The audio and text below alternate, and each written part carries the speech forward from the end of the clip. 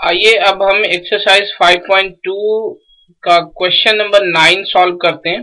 और ये क्वेश्चन कुछ इस तरह से है, if the third term and the ninth term of an AP are 4 and -8 respectively, यानी किसी एपी की थर्ड और नाइन्थ टर्म रिस्पेक्टिवली 4 और -8 है, तो हमसे ये पूछ रहा है कि which term of this AP is 0, यानी इस एपी की कौन सी टर्म 0 होगी। बहुत आसान क्वेश्चन है, इस तरह के हम कई क्वेश्चन सॉल्व कर चुके हैं।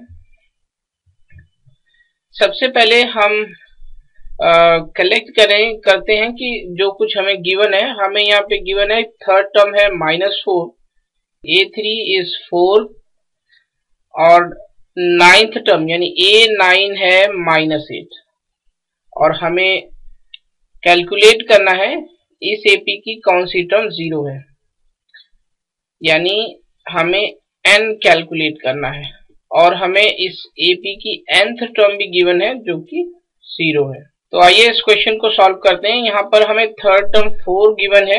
थर्ड टर्म को हम लिख सकते हैं a + 2d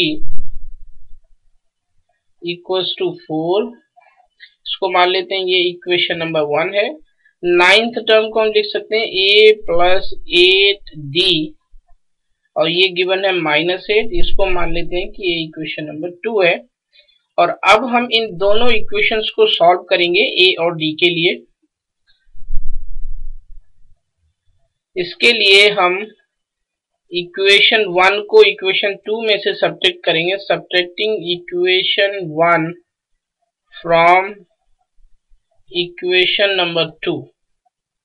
इक्वेशन 2 है a + 8d।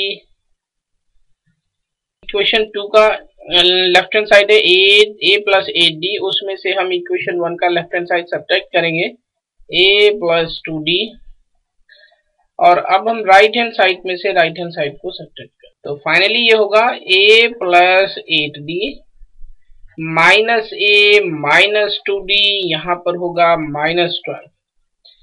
अब इस -a को इस +a से हम कैंसिल कर सकते हैं। 2d को जब 8d में से घटाएंगे तो आएगा 6d, और यहाँ पर है -12, इसका मतलब d जो है वो है -2।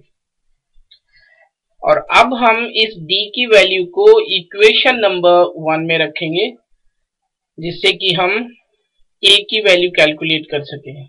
इक्वेशन 1 है a + 2d, d की वैल्यू है -2 और ये बराबर है 4k, इसका मतलब a की वैल्यू आई है 8। और अब हम जनरल टर्म का यूज करेंगे। जनरल टर्म होती है an = a + n - 1 × d। a की वैल्यू 8 है, n हमें कैलकुलेट करना है, d की वैल्यू जो है वो है -2, an हमें 0 गिवन है। तो अब हम इस इक्वेशन को n के लिए सॉल्व करेंगे। ये होगा -2n + 2 + 8 = 0। दिस मीन्स -2n बराबर होगा -10 के, इसलिए n बराबर होगा 5 के।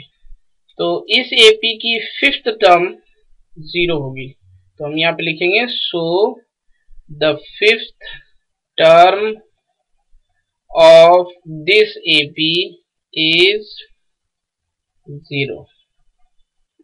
So this is the solution of the question. Thank you.